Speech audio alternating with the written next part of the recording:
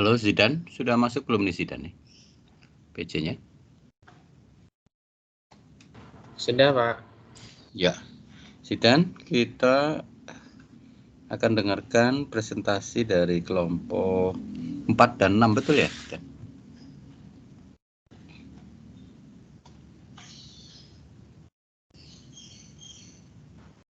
Oke, betul.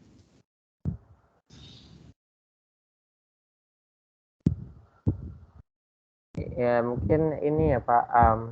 Kan ini untuk berkat presensinya sudah dibagikan di grup WhatsApp. Jadi, dari kelompok 4 bisa langsung mempersiapkan diri untuk presentasi, nggih, Pak?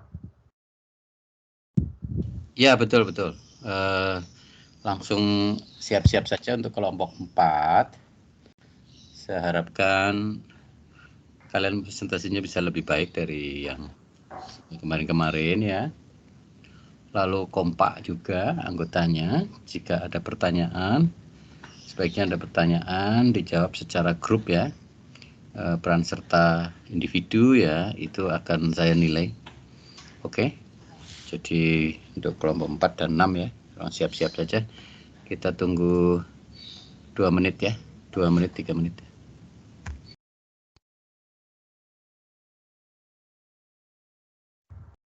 Baik, Pak. Mungkin ditunggu dulu 2 hingga 3 menit ya, Pak.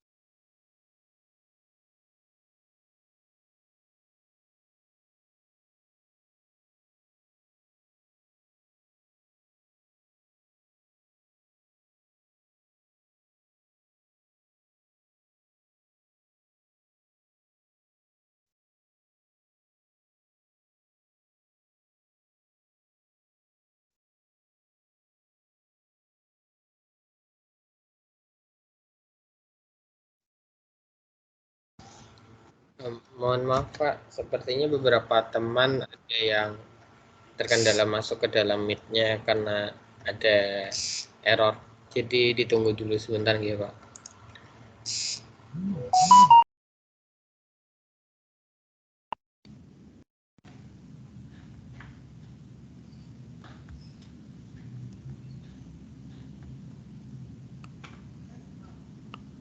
Apa ada yang masalah dengan absensi?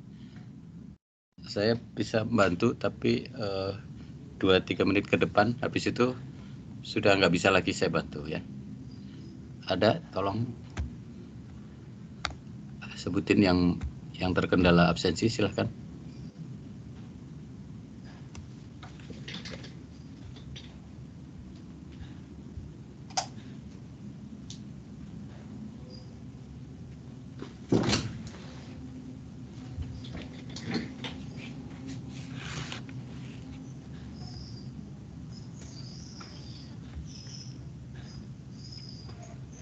Nggak ada yang terkendala absensi ya. Kalau gitu, Sidan, coba kita mulai dikoordinasi ya. Silahkan Sidan.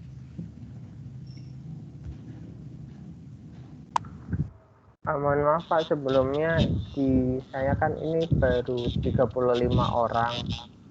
Sepertinya masih ada yang belum bisa masuk ke Meet ini Pak. Mungkin izin waktunya untuk beberapa menit lagi Pak. Oke.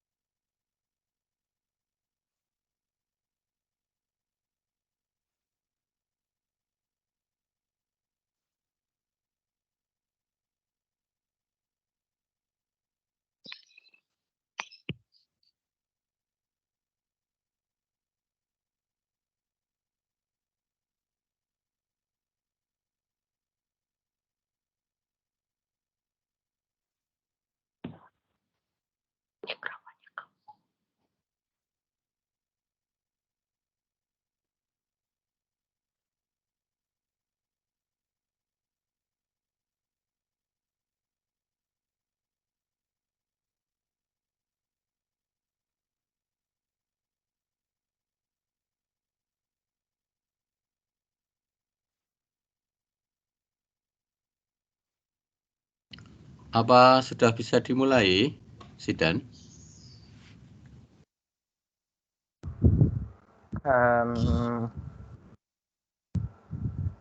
Jangan kelamaan, Sebentar. ini waktunya nanti habis. Kalau nggak siap grup 4, langsung ke grup 6 dulu aja. Kelompok 6 aja sekarang. Enggak, mohon maaf Pak, bukan dari kelompok 4 yang belum siap. Ternyata Microsoft Teams-nya ini ada 2 Meet, yang satunya tidak bisa didetek. Tapi ini Maksudnya? errornya dari tadi responsi pagi, Pak. Enggak. Ini untuk MS Team-nya mahasiswa bermasalah gitu. Nah, ini kok pada bisa masuk? Ya, jadi hanya sebagian. Ini sudah saya coba call satu-satu, jadi tadi memakan waktu, Pak. Mungkin di-invite aja, di-invite. Oh ya, Pak. Siapa Sudah aja yang dicoba, Pak. bermasalah. Nah, gini aja, Ya, saya bisa detect dari sini. Ini misalkan Maurits nih, saya coba angkat ke atas, saya request ya. Ini Maurits tadi saya request, masuk nggak dia? Siapa lagi?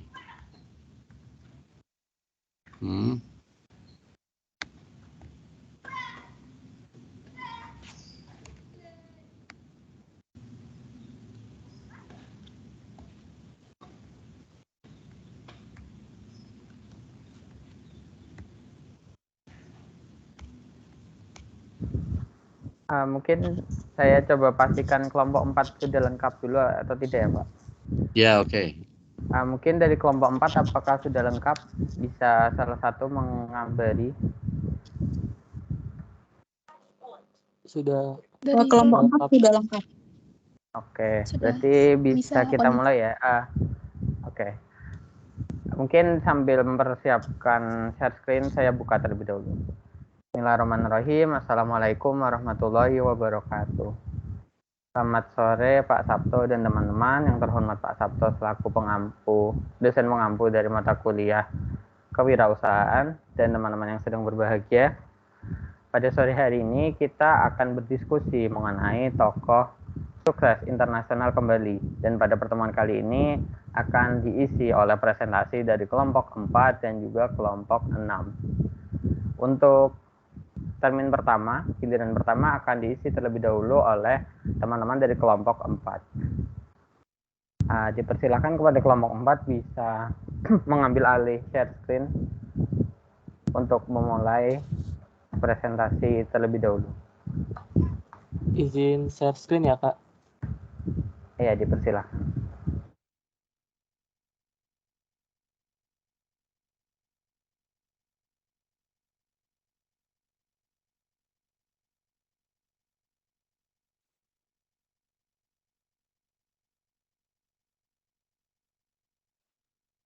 Baik, langsung saya mulai saja.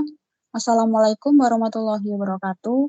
Selamat sore kepada yang terhormat Bapak Sabto Purnomo selaku dosen kewirausahaan dan teman-teman sekalian. Pada sore hari ini, saya dan teman-teman saya dari kelompok 4 akan mempresentasikan tentang pebisnis terkemuka di dunia, yaitu salah satunya adalah Amancio Ortega. Anggota dari kelompok 4 sendiri, yaitu Putri Eka Ramadhani, Zubair Ahdana Tadireja, Emilia Yosepin Budianto, saya sendiri Indira Budiapsari, Mahatma Narendraniti, Bunga Marseli, Fadila Syafan Nurhanifah, dan Khairi Amanah Robi. Next.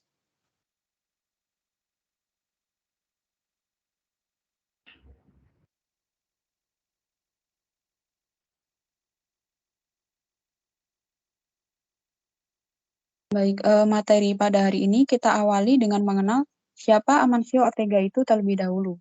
Jadi Amancio Ortega yang lahir pada tanggal 28 Maret 1936 adalah pebisnis berasal dari Spanyol. Ia juga merupakan ketua sekaligus pendiri industri pakaian Inditex yang menguasai jaringan toko pakaian dan aksesoris bernama Zara. Menurut Forbes, per September 2016, Ortega merupakan orang terkaya di Eropa dan orang terkaya di dunia dengan kekayaan bersih 79,5 miliar US dollar. Dia memiliki sekitar 60% saham Inditex yang terdaftar di Madrid dan memiliki 8 merek, termasuk Massimo Dutti dan Pull&Bear, dan 7.500 toko di seluruh dunia. Ortega biasanya menghasilkan lebih dari 400 juta US dollar dalam bentuk dividen per tahun. Dia telah menginvestasikan dividennya terutama ke real estate di Madrid, Barcelona, London, Chicago, Miami, dan New York.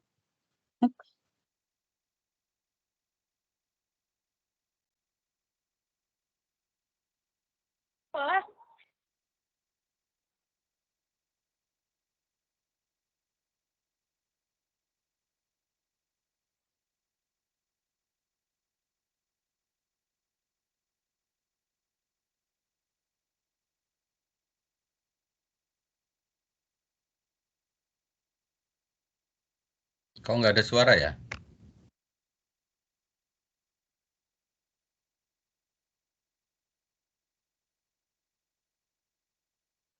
Mohon maaf Bapak, untuk share screen-nya sepertinya sedikit lag. Mungkin saya izin coba untuk ambil alih ya. Ya, silakan.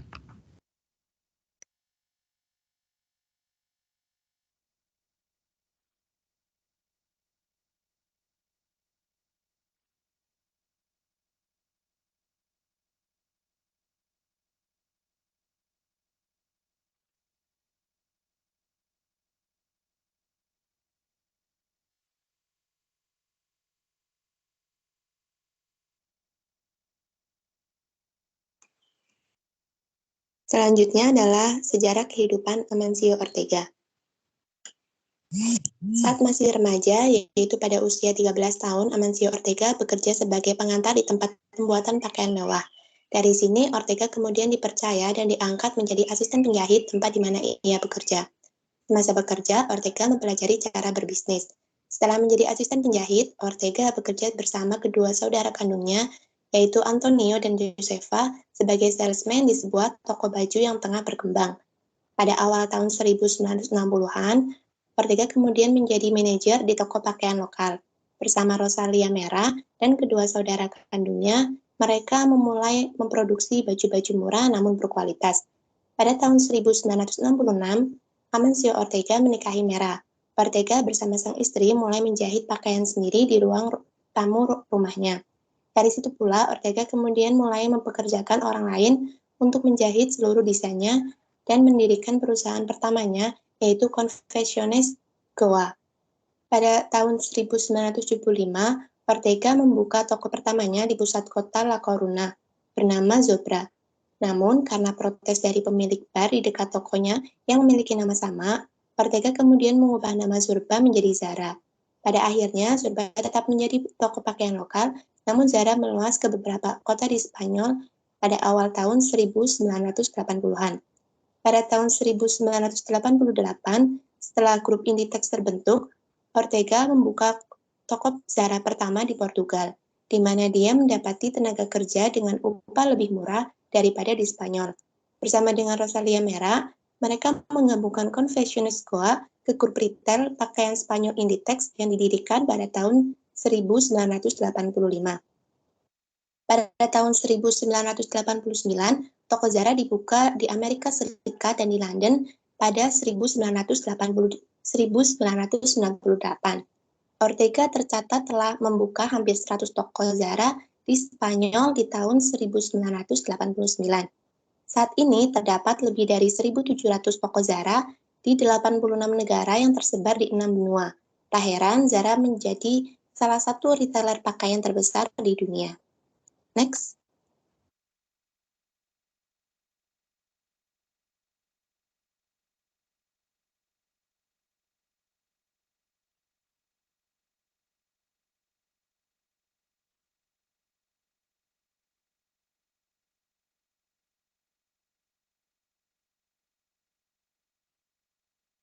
Selanjutnya yaitu ada kehidupan pribadi Amancio Ortega.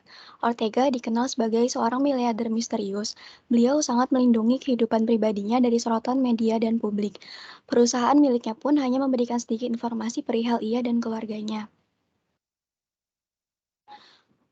Selama berpuluh tahun berkecimpung di dunia bisnis, Ortega hanya memiliki satu foto untuk media. Foto tersebut merupakan foto pertama kalinya beliau muncul dalam laporan keuangan tahunan perusahaannya pada tahun 1999. Kemudian Ortega menikah dengan Rosalia Mera pada tahun 1996. Bersama Mera, dia mendirikan Zara dan membuat istri pertamanya tersebut sebagai salah satu wanita terkaya di Spanyol. Dari pernikahannya dengan Mera, dia dianugerahi 2 orang anak, yaitu Sandra anak pertamanya yang saat ini berusia 44 tahun dengan kekayaan sebesar 1,1 miliar US dollar, dan anak keduanya adalah Marcos yang menderita cacat mental sejak lahir. Hal ini merupakan terpaan terburuk dalam hidup Ortega. Uang berlimpah di beberapa kasus tak menjamin kebahagiaan seseorang. Selepas meninggalnya Mera, Ortega lalu menikah dengan Flora Perez Marcote yang merupakan karyawannya sendiri pada tahun 2001. Ortega Pada Desember 2012, media Spanyol mengabarkan Ortega membayar 500.000 US dollar untuk mencegah paparazzi mempublikasikan foto anaknya, Marta yang tengah berbulan madu bersama suaminya. Next.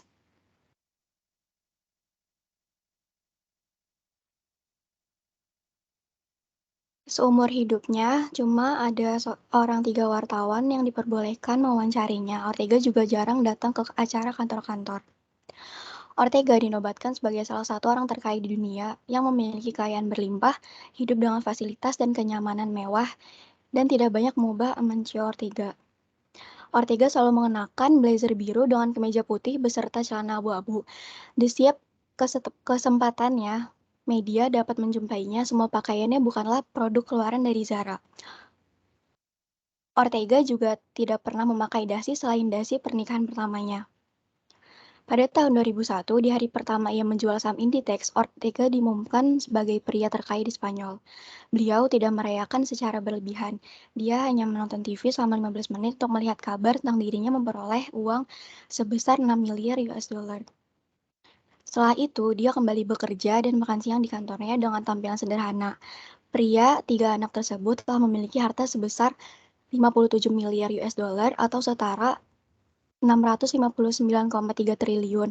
Namun sebagai miliarder, dia tak banyak berubah, tetap sederhana.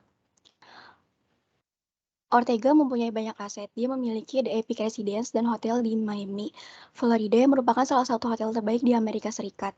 Dia juga menjadi pemilik Torre Picasso di Madrid, bangunan tertinggi di Spanyol yang dibelinya dengan harga 536 juta US dollar. Ortega memiliki kendaraan pribadi yang sangat mewah. Ia memiliki sedan mewah Audi A8 dan juga memiliki pesawat jet pribadi The Global Express BD700 yang dirancang Bombardier, salah satu manufaktur pesawat jet mewah paling unggul. Pesawat tersebut dijual seharga 45 juta US dollar. Next.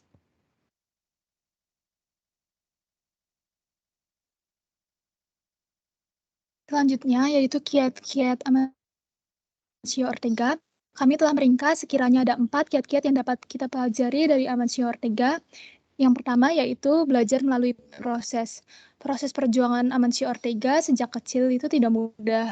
Amancio Ortega sebagai anak dari seorang pekerja di kereta api dan seorang pembantu rumah tangga tetap berjuang meskipun terpaksa meninggalkan sekolah pada usia 14 tahun untuk bekerja.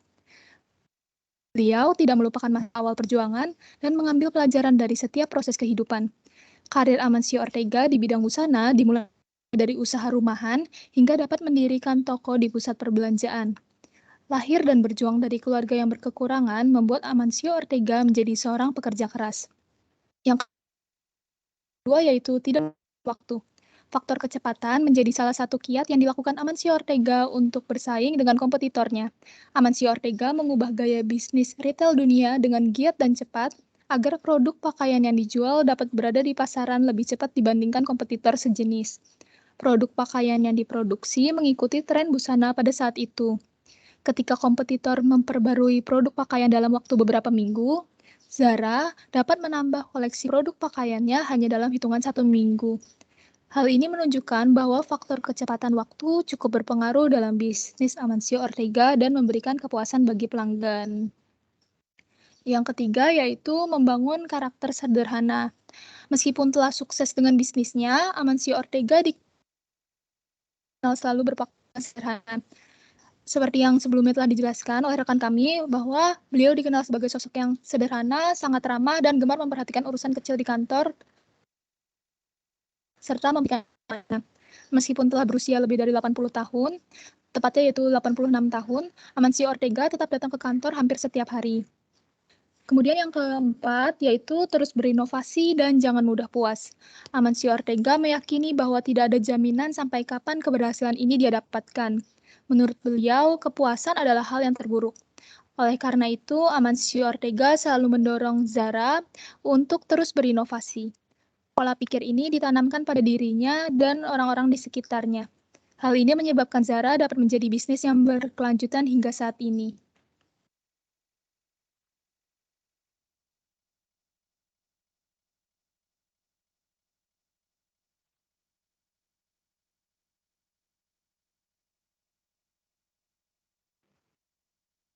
Usaha Jeff Amancio Ortega. Yang pertama adalah Inditex adalah perusahaan yang berdiri sejak 1963. Inditex merupakan salah satu retail fashion terbesar di dunia dengan membawahi 7 anak perusahaan, yaitu Zara, Pull&Bear, Massimo Dutti, Bershka, dan Stradivarius dan Inditex telah hadir di 215 e-commerce dan membuka 6.477 toko offline yang berada di 95 pasar. Inditex bekerja dalam mengedepankan elemen-elemen kunci meliputi produksi, model, desain, manufaktur, distribusi, dan retail. Saham Inditex juga telah tercatat di dalam Bursa Saham Madrid sejak 2001 dan termasuk dalam indeks saham unggulan seperti IBEX 35, FTSE Eurotop 100, dan Eurostoxx 600. Next.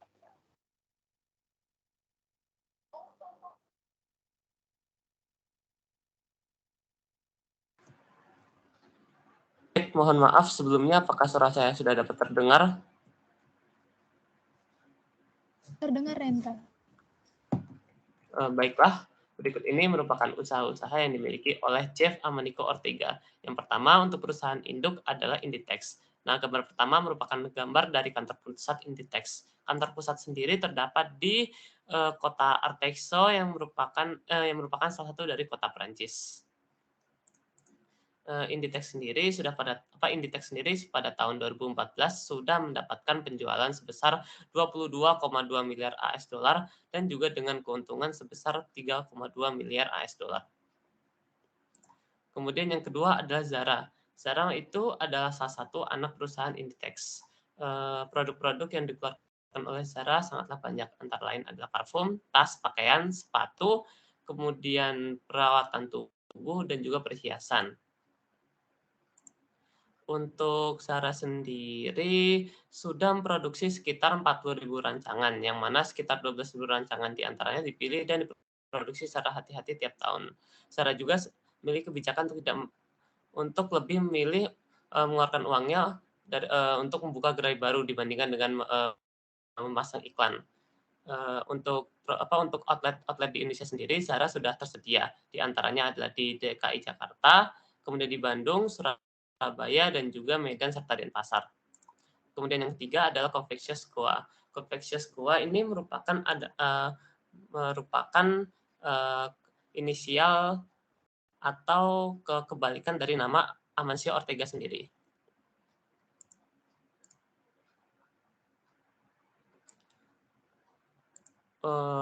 Kemudian bisa di next.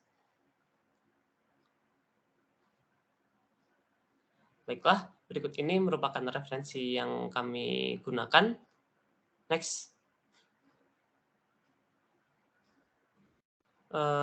Berikut ini adalah kata-kata mutiara yang diucapkan oleh Amancio Ortega, yaitu satu hal yang tidak berubah, semangat inovatif, dan juga dorongan untuk perbaikan itu adalah kekuatan pendorong saat itu. Next. Baiklah, terima kasih karena sudah menyimak. Mungkin apabila ada teman-teman yang ingin bertanya ataupun yang kurang paham bisa bertanya menggunakan fitur raise hand. Terima kasih.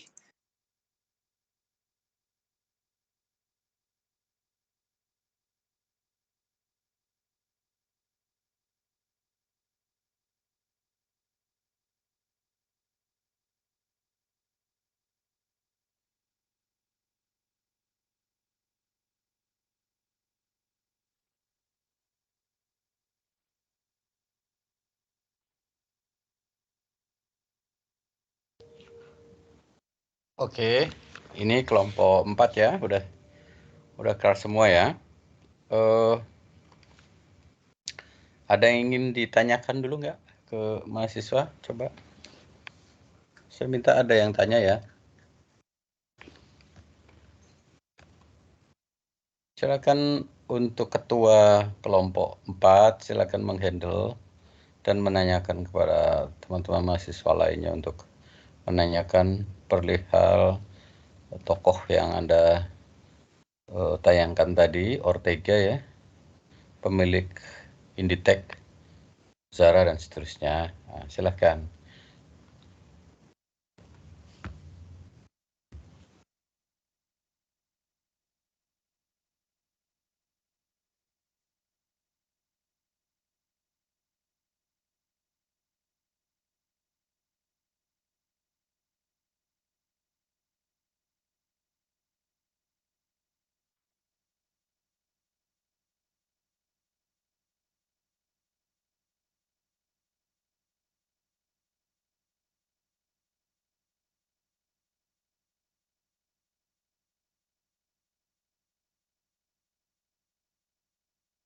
Permisi. Ya Raffi, silahkan untuk apa bila ada pertanyaan. Saya izin bertanya, sosok yang paling berpengaruh di sini siapa ya? Yang benar-benar berpengaruh begitu loh, yang akhirnya bisa membuat dia up. Terima kasih. Baik Raffi, terima kasih atas pertanyaannya juga.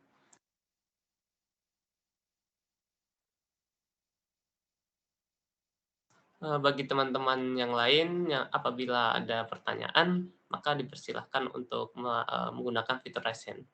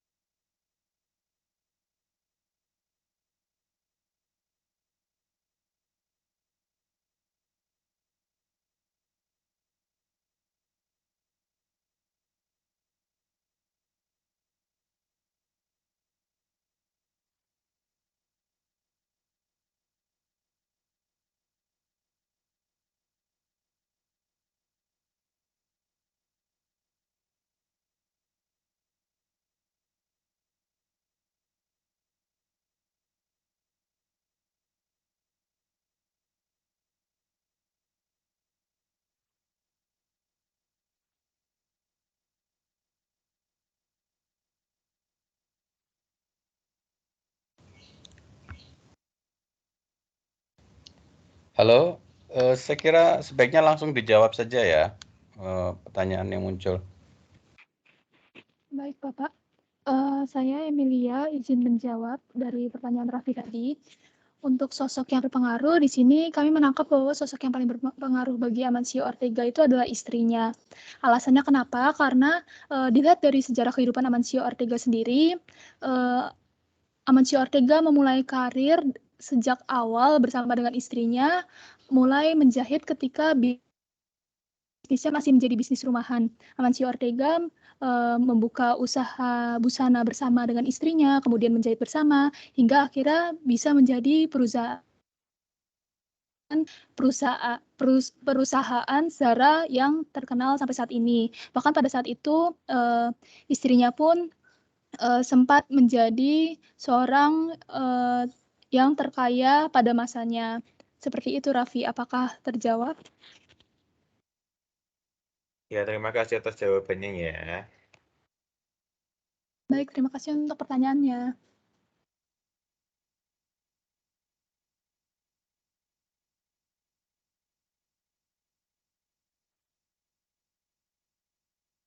Silakan kalau ada pertanyaan lain ya.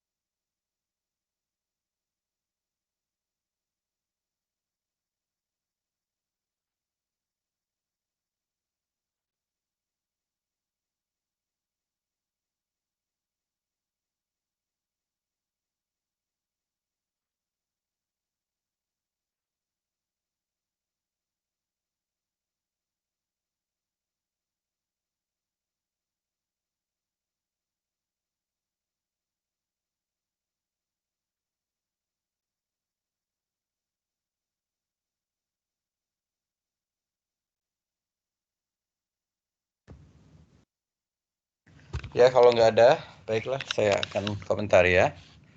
Untuk sebenarnya topik yang diangkat itu cukup menarik.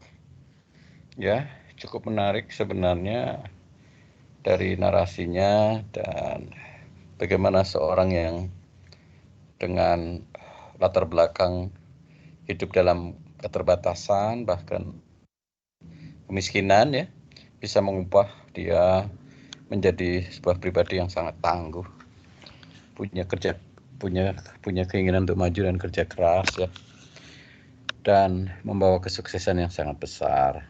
Nah, tadi digambarkan seperti itu, dan sebenarnya sih saya berharap dalam presentasinya itu banyak-banyaklah memunculkan gambar. Misalkan seperti apa sih desain-desain yang membuat seluruh dunia itu membeli gitu ya. Misalnya kayak Zara, produk Zara seperti apa mungkin bisa digambarkan sambil menceritakan tentang kesuksesan atau perjalanan hidup Ortega gitu ya. Jadi tidak berupa narasi tulisan terlalu banyak karena itu mengurangi daya tarik dari kesuksesan dari Ortega sendiri ya. Tadi pertanyaan bagus tentang siapa di belakang kesuksesan itu.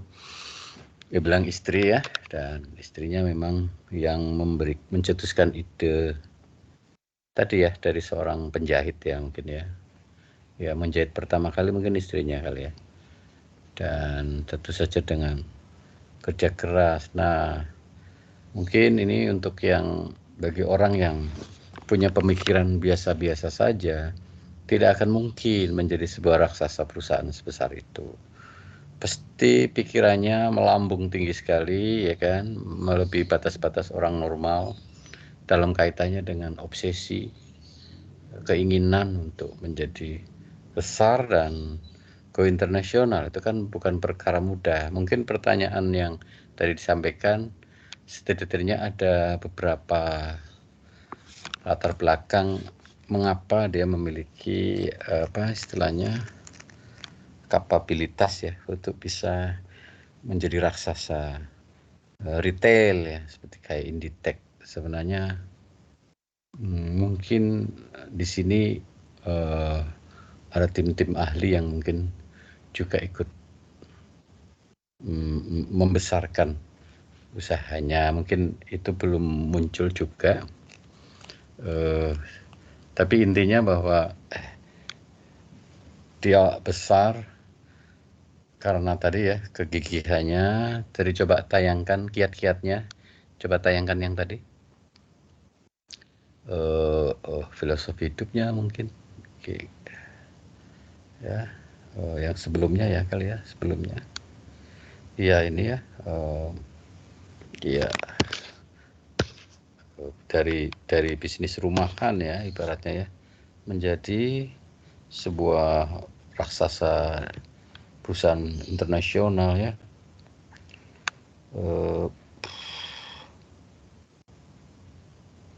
Iya, nah ini kalau bukan orang cerdas juga tekun ya, sehingga untuk berbisnis dia bilang sebagai seorang yang sangat tekun, sederhana, ramah, senang memperhatikan karyawan. Ya karena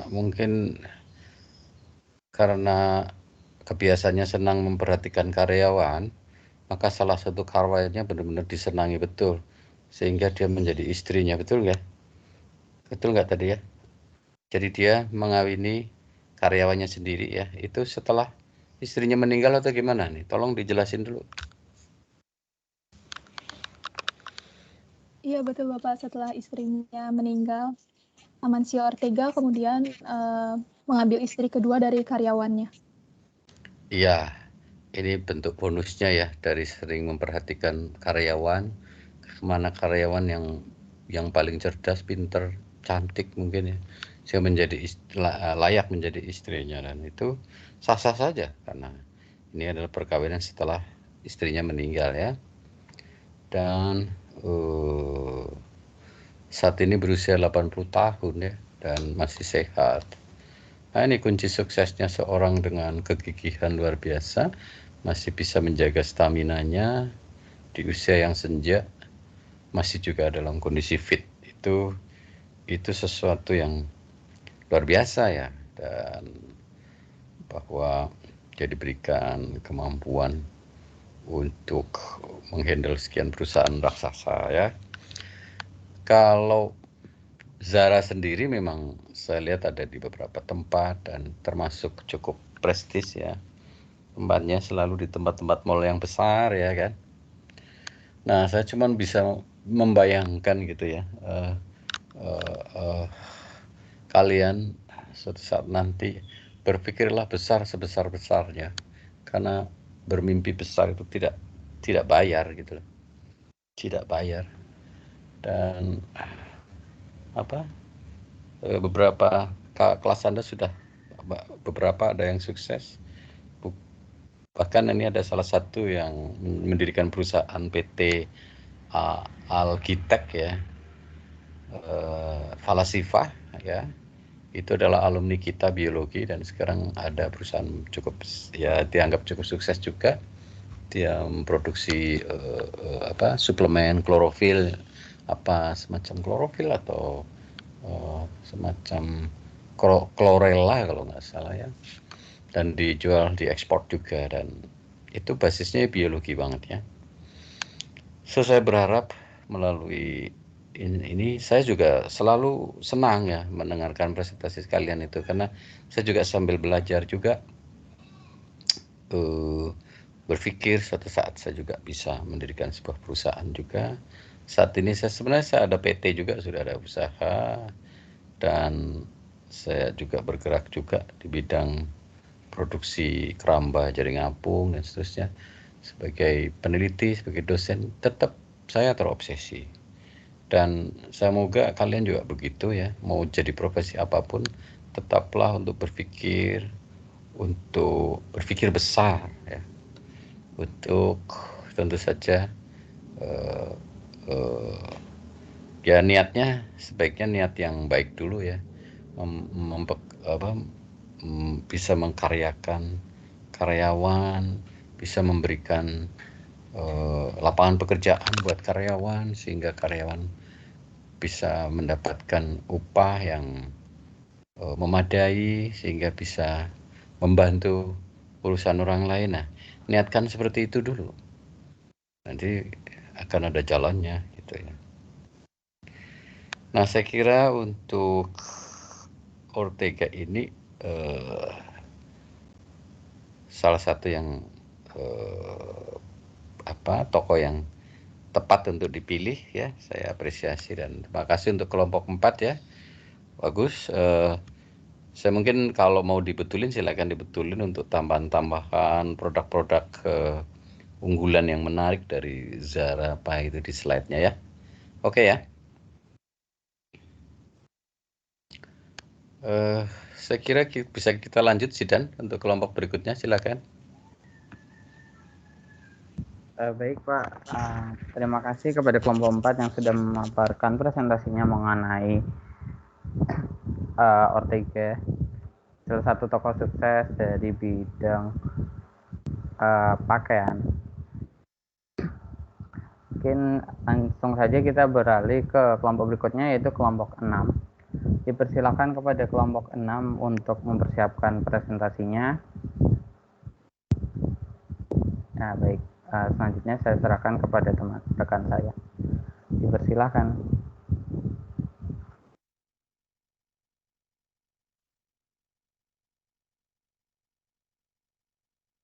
Assalamualaikum warahmatullahi wabarakatuh.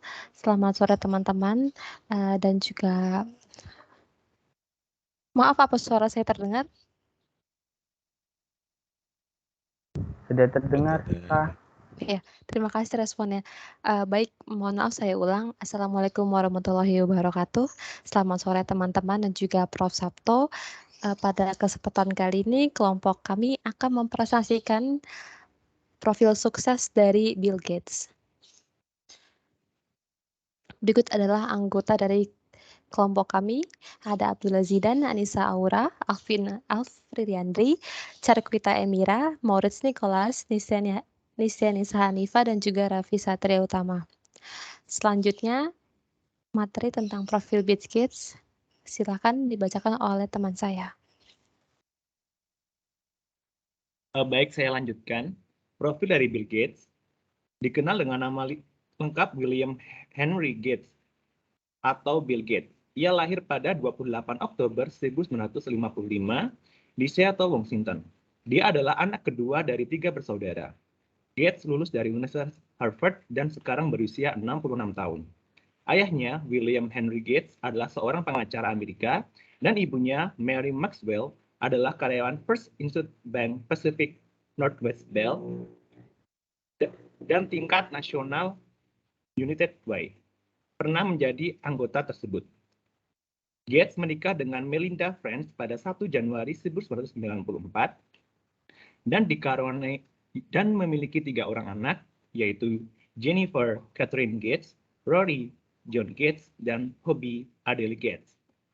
Lalu bisnis yang digeluti oleh Gates seperti ketua dari perusahaan raksasa Microsoft, ketua Corbis atau perusahaan dalam bidang foto, kemudian ketua pendamping yayasan Bill and Melinda Gates Foundation, atau suatu yayasan di mana bertujuan untuk memperbaiki sistem kesehatan dan mengurangi kemiskinan di dunia. Selain itu, Gates juga direktur dari suatu perusahaan Berkshire Hathaway atau perusahaan asuransi, properti, dan reinsuransi di Amerika, dan merupakan CEO dari Cascade Investment atau perusahaan holding di kota Kirkland, Amerika. Bisa next.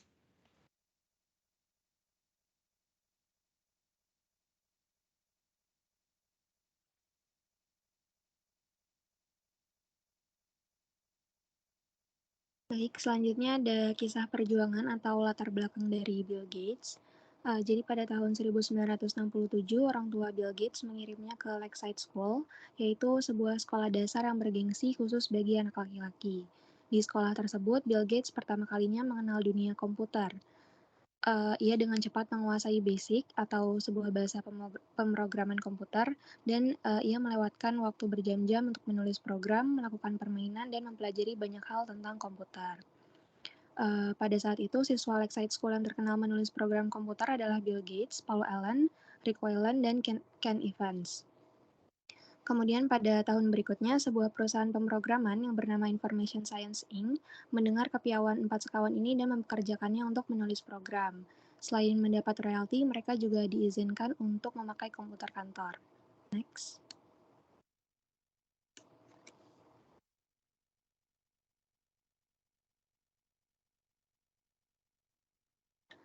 Pada tahun 1973, Bill Gates lulus dari Lakeside School dengan nilai yang hampir sempurna dan melanjutkan pendidikannya di Harvard University, Cambridge. Namun, ia memutuskan untuk keluar atau drop out dari Harvard University pada tahun kedua karena ia sudah terlanjur menyibukkan diri dengan menulis bahasa pemrograman. Baik, selanjutnya pada tahun 1974, MITS yang merupakan suatu perusahaan elektronik di Amerika yang produksi komputer pribadi pertama di dunia yang bernama Altair 8800 berbasis CPU Intel 8080 baru saja diluncurkan. Dari situlah berkembang idenya untuk mendirikan perusahaan perangkat lunak dengan menggandeng Paul Allen sebagai mitranya. Bill Gates kemudian menghubungi MITS dan menawarkan sistem operasi berbasis BASIC yang dapat dipakai sebagai platformnya. MITS pun menyetujuinya. Next. Kemudian pada tahun 1975, terbentuklah sistem operasi pertamanya yang bernama Altair Basic. Bill Gates bersama Paul Allen memberikan nama perusahaan softwarenya dengan nama Micro tanda sambung Soft. Lalu tanda sambung itu akhirnya dihilangkan sehingga sampai sekarang menjadi Microsoft. Dan Bill Gates merupakan pemegang saham pribadi terbesarnya. Kemudian pada tahun 1990-an, ia merilis banyak sistem operasi yang sangat sukses di pasaran dunia. Melalui usaha kerasnya, perusahaan yang ia dirikan yaitu Microsoft menjadi sukses dan nama Gates melambung menjadi seorang jutawan. Next.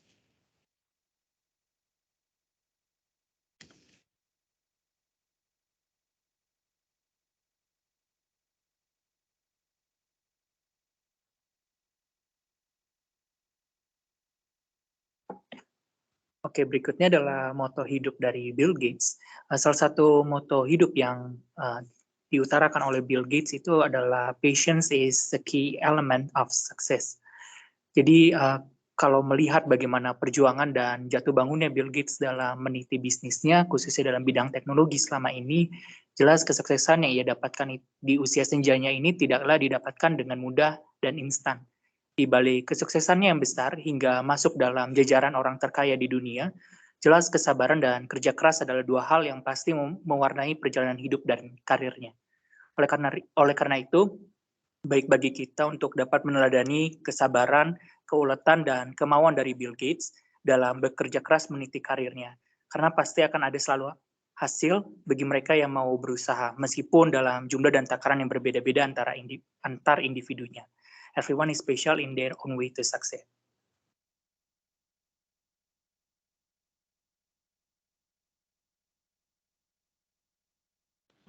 Lalu ada perusahaan yang dikelola oleh Bill Gates. Yang pertama ada Microsoft Corporation.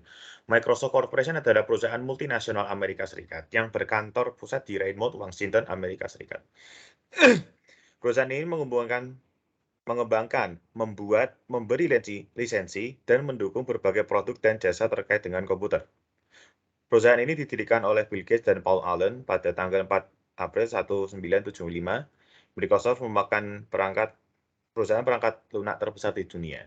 Microsoft didirikan untuk pengembangan dan menjual penerjemah BASIC untuk Altair 8800. Perusahaan ini berhasil mendominasi pasar sistem operasi komputer pribadi dengan MS-DOS pada pertengahan 1980. Selanjutnya ada Xbox Game Studio. Xbox Game Studio yang sebelumnya dikenal sebagai Microsoft Studios Games adalah penerbit permainan video game Amerika Serikat divisi dari Microsoft yang berbasis di Raymond, Washington. Xbox Game Studio ini didirikan pada Maret 2000 dia keluar dari grup game internal untuk pengembangan dan penerbitan permainan video game khusus untuk Microsoft Windows. Sejak itu diperluas untuk memasukkan permainan dan hiburan interaktif lainnya untuk platform Xbox senama Windows. Xbox Game Studio mengeluarkan permainan pada mobile platform, ada yang konsol dan PC. Seiring pertumbuhan studio ini telah mengakuisisi dan melepas kepemilikan berbagai studio game yang terakhir kali yang paling besar diakuisisi adalah Activision. Selanjutnya ada Trevo Data. Trevo Data adalah sebuah perusahaan bersama Bill Gates Paul Allen, dan Paul Gilbert. Tujuannya adalah untuk membaca data mentah dari perhitungan lalu lintas jalan raya dan membuat laporan untuk para insinyur lalu lintas. Perusahaan ini tuh tidak terlalu sukses, namun pengalaman yang pada perusahaan ini memerankan peran penting dalam pendirian Microsoft beberapa tahun kemudian.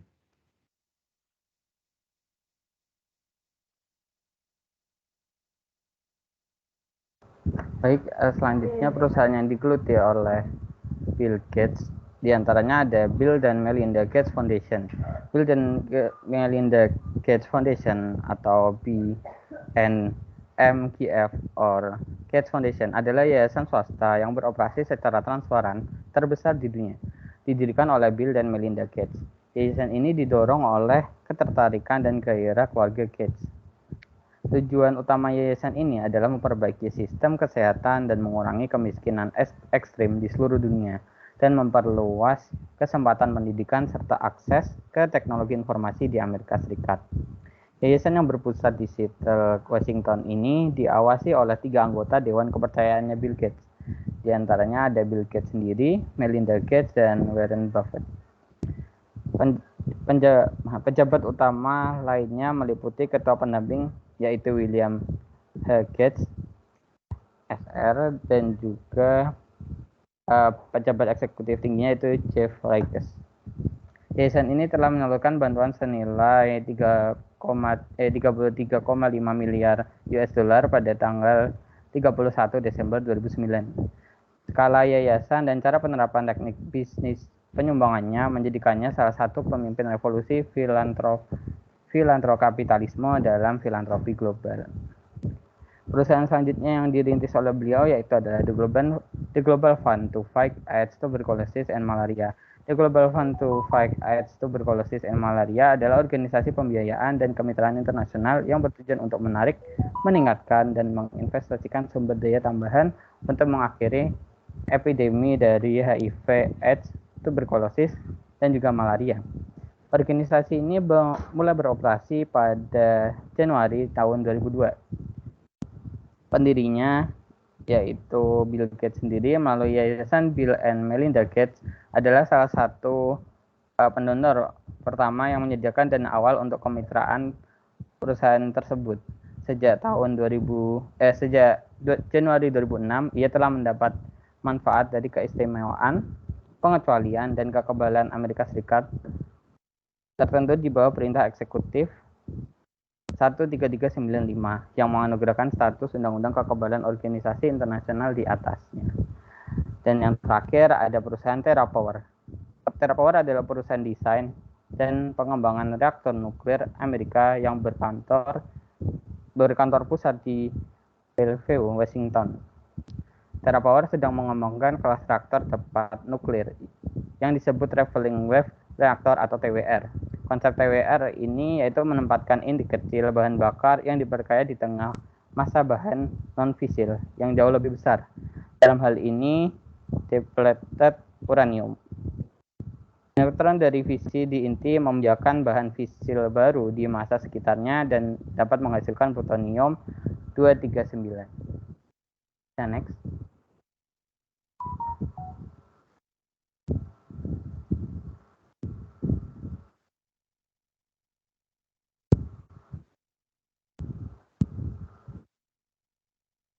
Baik, jadi dapat kita ketahui kalau Bill Gates ini merupakan tokoh sukses yang luar biasa yang kontribusinya bukan hanya di Microsoft atau istilahnya di perusahaan IT yang dia pegang, namun juga memiliki berbagai jasa di bidang kemanusiaan dan juga tadi sudah kami sebutkan di bidang nuklir juga salah satunya. Sekian presentasi dari kami, kurang lebihnya mohon maaf. Selanjutnya akan ada sesi tanya jawab dan kami persilahkan kepada teman-teman apabila ada pertanyaan bisa disampaikan kepada kami.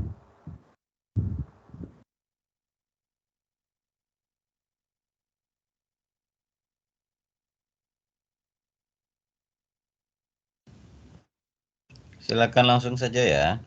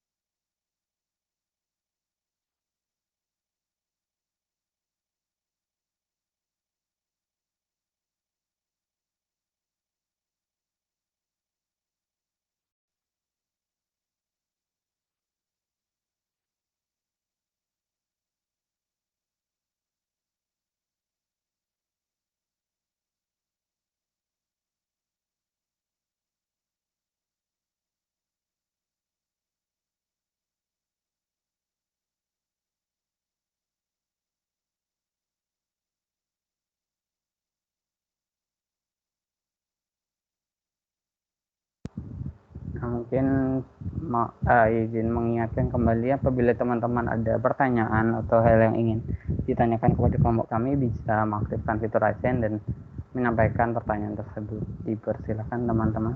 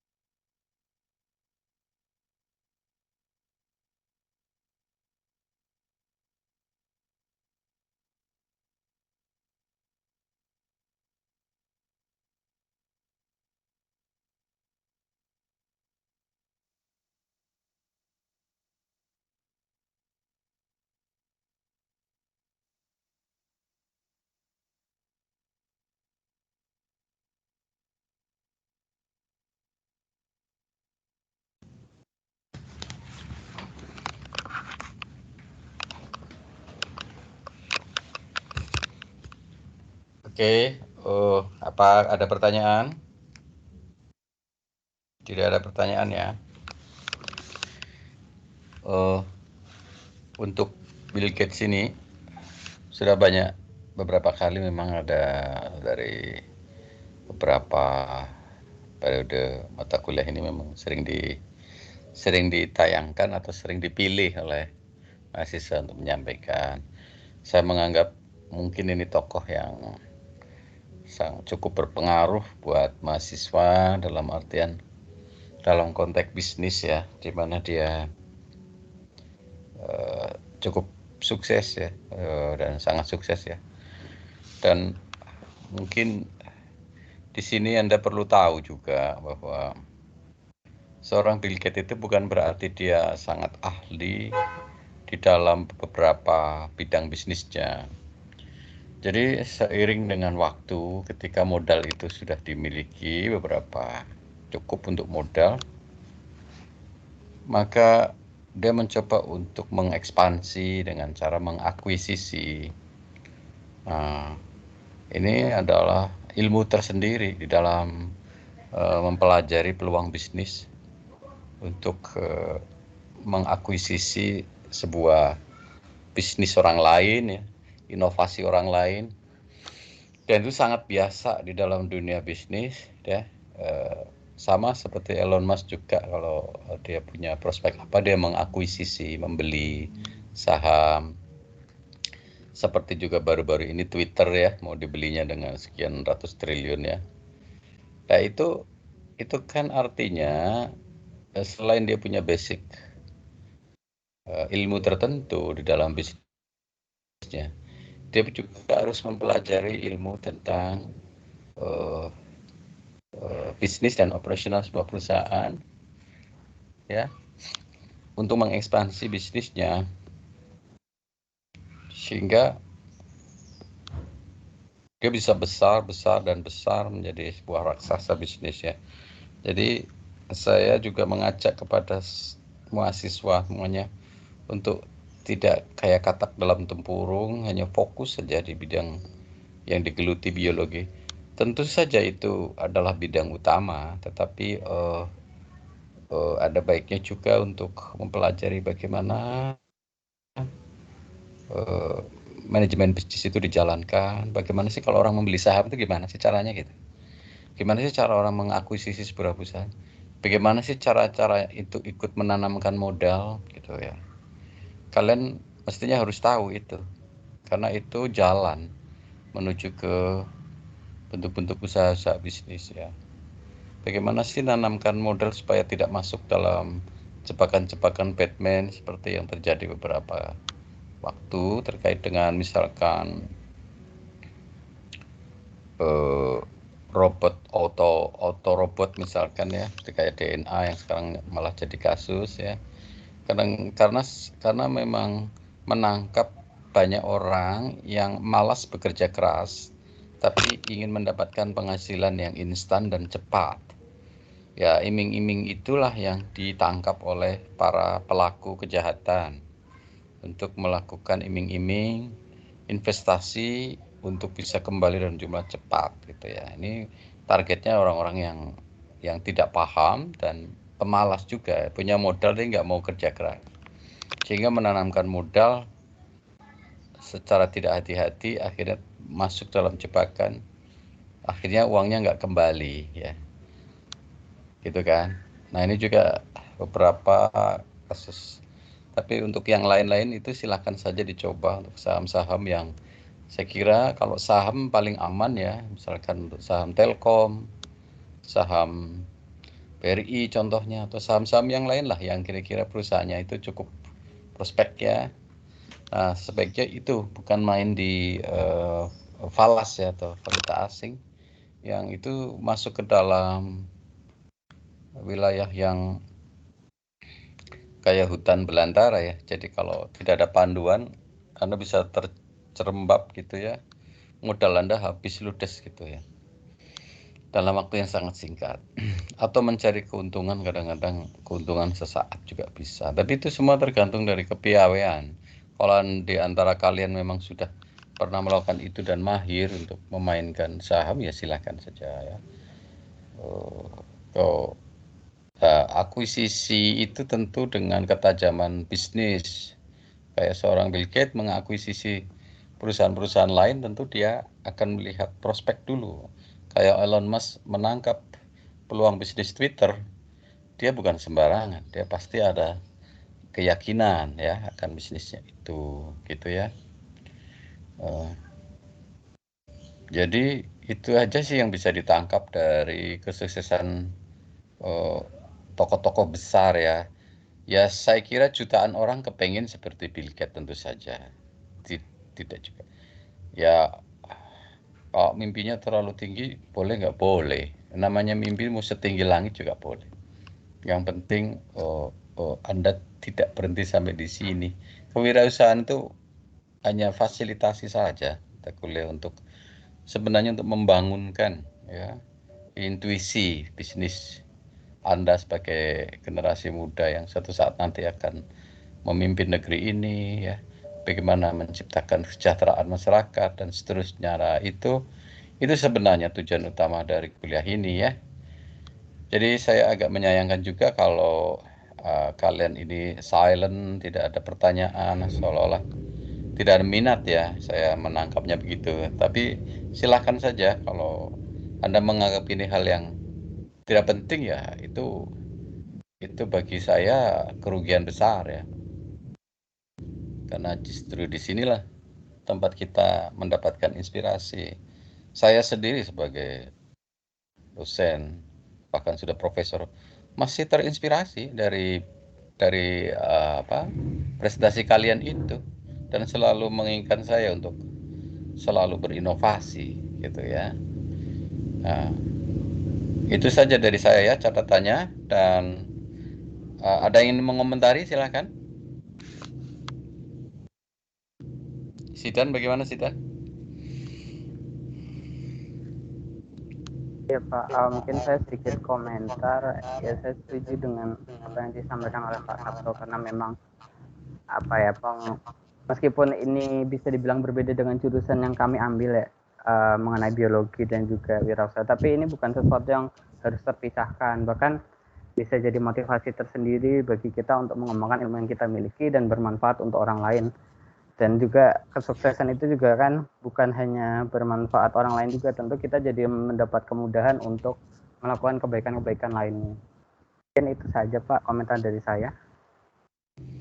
Ya, saya kira bagus ya apa yang Anda sampaikan Sidan, dan saya kira itu yang saya harapkan ya. Ada komentar lain?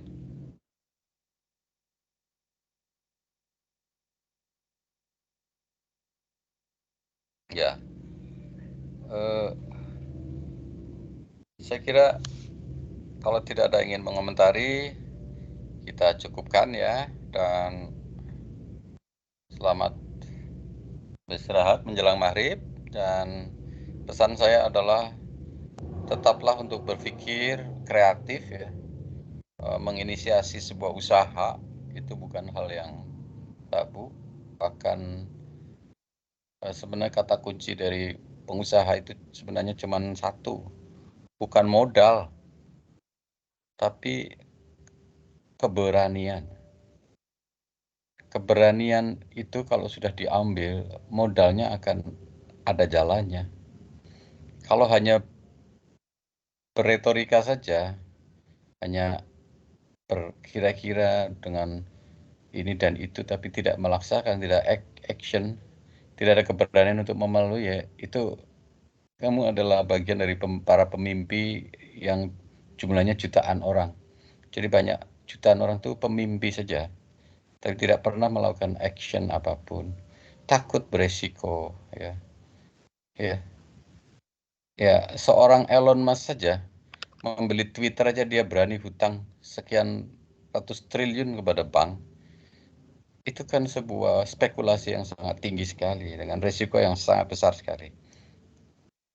Padahal seorang yang konon katanya termasuk salah satu orang terkaya di dunia, dia membeli Twitter saja harus pakai pinjam bank dulu. Betapa banyak para pebisnis itu memulai dari hutang bank, kemudian ekspansi, utang bank lagi, utang banknya tambah besar gitu. Dan itu tetap dijalankan gitu. Banyak yang seperti itu, banyak juga yang anti dengan bank, tidak mau menjual, berbisnis dengan bank. Itu semua pilihan, ya. Karena untuk jumlah modal besar tentu kita harus bekerja sama dengan bank, tapi dengan perhitungan gitu.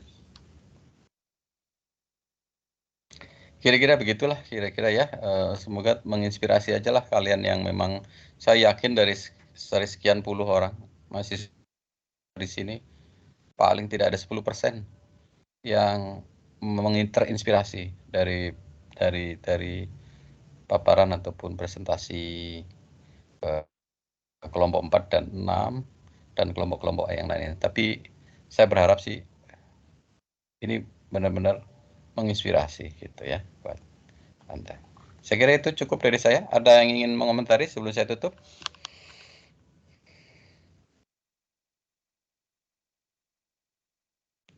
Kalau tidak ada, saya cukupkan sekian ya. Saya tutup. Ya. Assalamualaikum warahmatullahi wabarakatuh. Waalaikumsalam warahmatullahi wabarakatuh. Terima kasih, Pak. Assalamualaikum warahmatullahi wabarakatuh. Terima kasih banyak, Pak. Terima kasih, Pak.